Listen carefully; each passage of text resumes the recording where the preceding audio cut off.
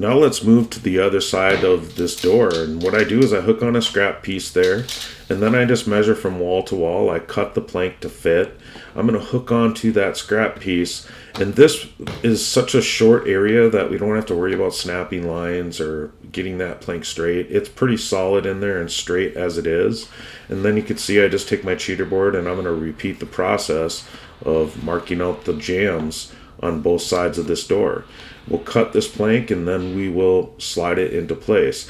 Now, not all plank is created equal. This is a little thinner plank, has a little bit more flex. Some plank is a little bit thicker, a little harder to work with. And there's another method after this that I'm going to share with you where you can modify the locking system and slide the plank in easily, no matter how thick or how stiff your plank is. So what this is called is a cheater board. Now this is something that is going to save you a lot of time, and it's also going to be something that you're going to be able to use on all of your marking your wall cuts, all of your doors, and really any cut that you're going to have in your installation. It saves you a ton of time, and your cuts that you mark are going to be perfect every time when you use one of these. Now what I always do is I cut off this part of the plank. This is called the groove.